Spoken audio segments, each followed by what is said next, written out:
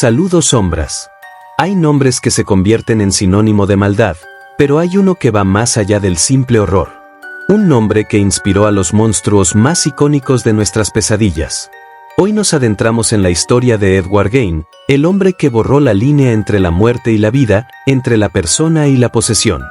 La historia del carnicero de Plainfield no es un relato de un asesino en serie ordinario, es el descenso a una mente rota, un perturbador viaje a las profundidades de la locura humana. Su caso es la base de las películas que nos han quitado el sueño, Psicosis, El silencio de los inocentes y La masacre de Texas. Prepárense, porque lo que están a punto de escuchar es más que un crimen, es el retrato de un hombre que se construyó una nueva realidad a partir de los restos de otras. La vida de Edward Theodore Gein fue, desde el principio, un caldo de cultivo para la patología. Nació en una granja aislada en Plainfield, Wisconsin, un lugar tan desolado como su infancia. Su madre, Augusta Gein, era una mujer fanáticamente religiosa, dominante y abusiva, que le inculcó a él y a su hermano Henry una profunda aversión por las mujeres, a las que consideraba instrumentos del mal y del pecado.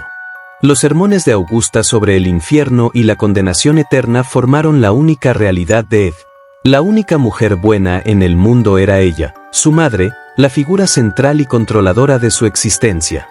Esta dinámica tóxica y aislada, sin amigos ni influencias externas, fue la incubadora de la oscuridad que estaba por venir. Su vida se reducía a trabajar en la granja y escuchar las peroratas de su madre, un mundo cerrado y asfixiante que no ofrecía escape. Cuando su padre, un hombre pasivo y alcohólico, murió, la influencia de Augusta se volvió total, cimentando en la mente de Ed una dependencia que definiría su destino.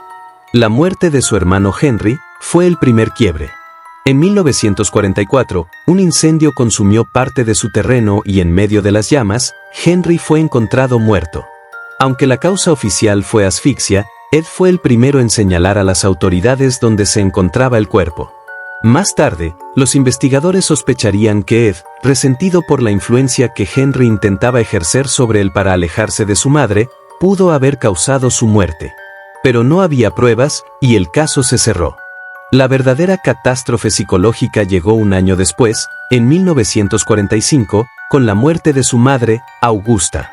La única figura que le daba un sentido por muy retorcido que fuera a su vida, se había ido. Esta pérdida sumió a Ed en una profunda desesperación. Su mundo, que se había reducido a la figura dominante de su madre, colapsó por completo. El hombre que había vivido bajo la sombra de la estricta y abusiva Augusta, ahora se encontraba solo, a la deriva, en la inmensa granja de Plainfield. Fue en este punto que la fantasía de Ed, antes reprimida, comenzó a manifestarse de la forma más macabra. Atrapado en el luto y la soledad, su mente empezó a buscar una forma de revivir a su madre. Su obsesión se centró en la anatomía humana y en la idea de que podía reconstruir a su madre a partir de partes de otros cuerpos. Su mente, ya frágil por años de aislamiento y abuso, se rompió por completo. Lo que hizo a continuación no fue un acto de un asesino en serie, sino el ritual de un demente que buscaba la inmortalidad a través de los restos de los muertos. Sin la presencia opresora de su madre, Gein no encontró la libertad, sino un vacío insoportable. Este vacío se llenó con una fantasía retorcida. Ed no quería matar por el placer de la violencia, su motivación era la necesidad de un compañero, de alguien que pudiera reemplazar a su madre. Su obsesión se manifestó de la forma más grotesca.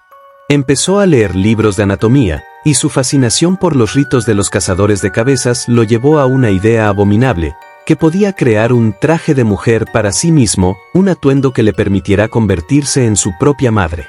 Este impulso lo llevó a los cementerios locales. Durante la década de 1950, Gein comenzó a desenterrar cadáveres de mujeres de edad media, de complexión similar a la de su madre. Sus viajes nocturnos al cementerio no eran aleatorios, se enfocaba en tumbas de mujeres que habían fallecido recientemente y que en su mente perturbada, eran candidatas perfectas para su colección. La granja de Plainfield se convirtió en un taller del horror. Ed no se limitó a desenterrar los cuerpos, los llevaba a su casa, donde utilizaba sus conocimientos rudimentarios de anatomía para desmembrarlos y curtir la piel. Creaba objetos grotescos, cuencos hechos de cráneos, sillas tapizadas con piel humana, y un cinturón hecho de pezones. pero su obra maestra, la obsesión central, era un traje hecho de piel humana, que incluía un chaleco y leggings.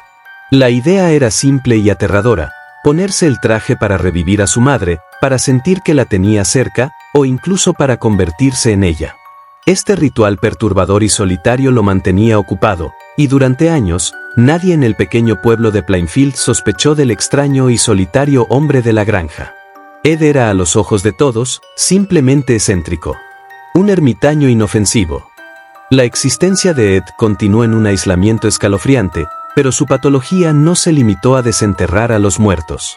La fantasía de su madre, de un ser que pudiera poseer en cuerpo y alma, lo llevó a cruzar la última barrera, la del homicidio. El primer crimen del que se le acusa ocurrió en 1954, cuando la dueña de un bar local, Mary Hogan, desapareció. Su desaparición fue un misterio para el pequeño pueblo, pero para Ed era un paso más en su ritual. Mary Hogan se parecía a su madre. Su cuerpo, según confesaría más tarde, fue usado para sus propósitos macabros, y su cabeza, colgada en la pared de su granja. El segundo y último asesinato conocido fue el de Bernice Borden, en 1957. Bernice era la propietaria de una ferretería en Plainfield. Ed entró en la tienda, compró un galón de anticongelante, y cuando Bernice volteó, la mató con un rifle. Este crimen no fue premeditado de la misma manera que sus viajes al cementerio, sino un acto de oportunidad. La desesperación de Ed por seguir su ritual y la tentación de una nueva víctima lo llevaron a matar a sangre fría. Al igual que Mary Hogan, Bernice Borden también tenía el mismo perfil físico de su madre. La granja de Gaines se había convertido en un santuario del horror, un lugar donde las fantasías más oscuras se volvían realidad. A diferencia de los crímenes de cementerio, el asesinato de Bernice Borden dejó un rastro. Su hijo, el alguacil adjunto del pueblo, fue quien lo notó. Cuando entró en la tienda de su madre, encontró un rastro de sangre en el suelo y un recibo por el anticongelante firmado por Edward Gaines. En ese momento, la policía de Plainfield, Wisconsin, no tenía ni idea del abismo en el que estaban a punto de entrar. Cuando el alguacil adjunto entró en la granja de Ed, no encontró una casa. Encontró un santuario del horror. Lo que la policía descubrió esa noche en Plainfield superó toda pesadilla. El aire estaba lleno de un olor nauseabundo y dulce a descomposición, un hedor que la soledad del lugar había mantenido oculto por años. La granja estaba en un estado de abandono total, pero el verdadero terror estaba dentro. En el cobertizo de la granja, colgaba el cuerpo de Bernice Borden, decapitado y eviscerado. Su cabeza estaba en el interior de la casa. El alguacil y sus hombres, horrorizados, comenzaron a buscar más pistas, y lo que encontraron fue un descenso aún más profundo a la locura.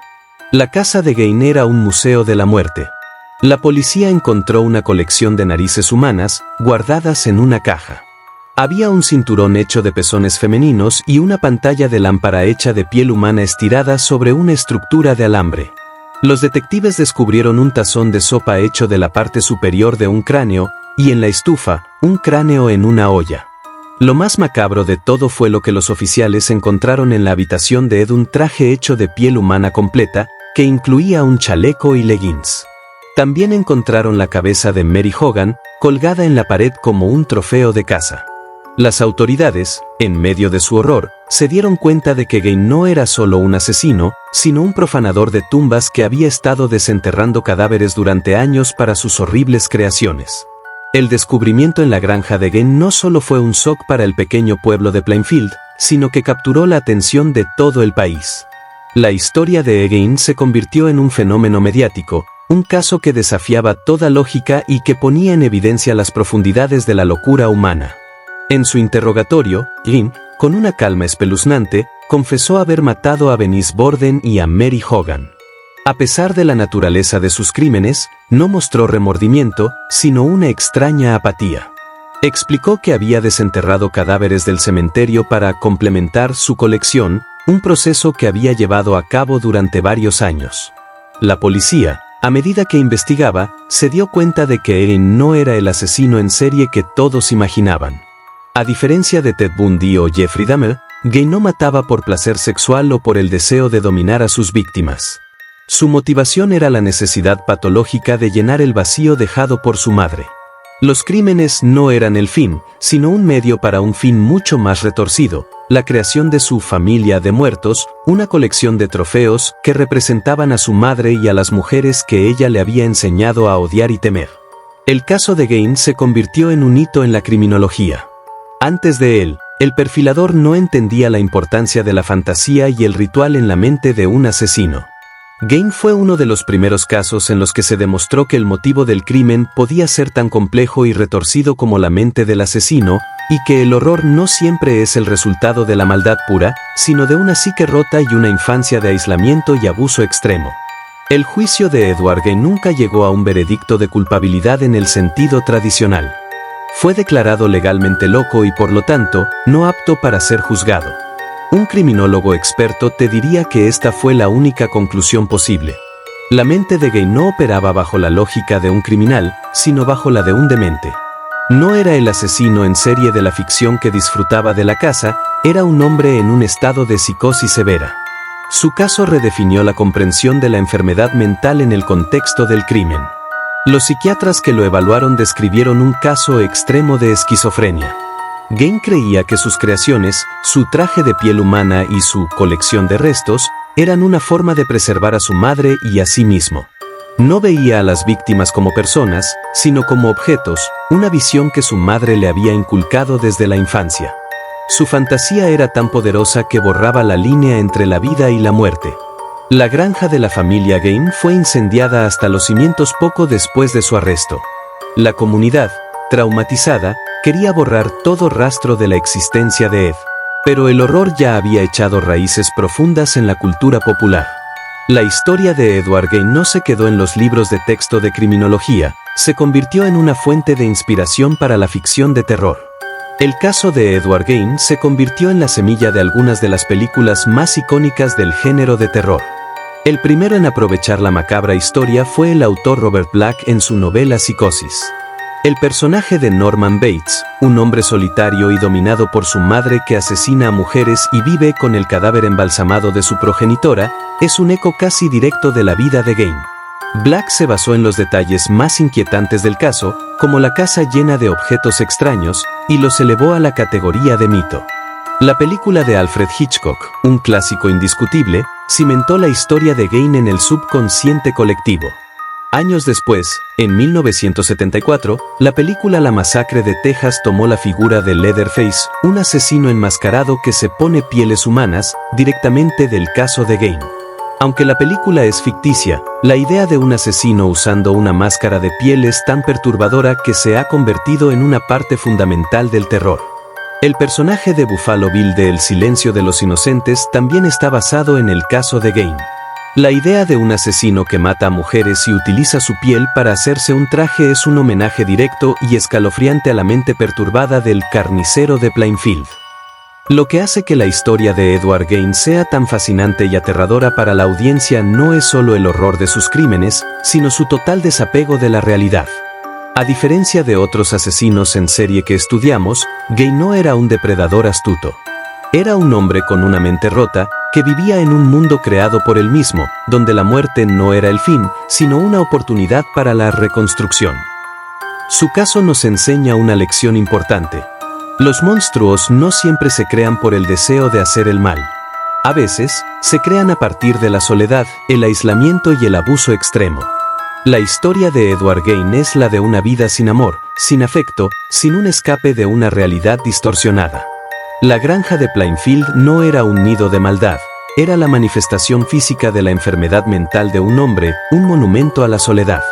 El caso de Gaines es un recordatorio de que las peores pesadillas no son las que imaginamos en la pantalla grande, sino las que existen en la realidad.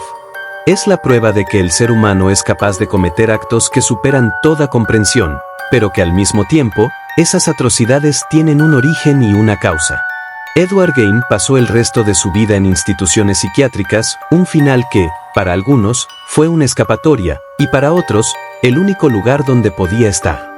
Murió en 1984, a la edad de 77 años. Su muerte no cerró el capítulo de su historia, solo la inmortalizó. La historia del carnicero de Plainfield sigue siendo un punto de referencia en la criminología y la cultura popular. No es un relato para ser contado a la ligera, sino una advertencia sobre los peligros de la soledad y el abuso. Es un recordatorio de que la maldad puede surgir de los lugares menos esperados, no solo de la mente de un criminal, sino de la mente de un hombre atormentado. Gaines se ha convertido en una figura mítica del horror. Pero al final del día, la verdad es mucho más inquietante que la ficción. Era solo un hombre, con una máscara de piel y un corazón roto. Y esa, mis queridas sombras, es la verdadera historia de la oscuridad. Gracias por acompañarnos en este episodio de La sombra del asesino. Los esperamos en el próximo capítulo, donde exploraremos un nuevo caso y una nueva mente retorcida.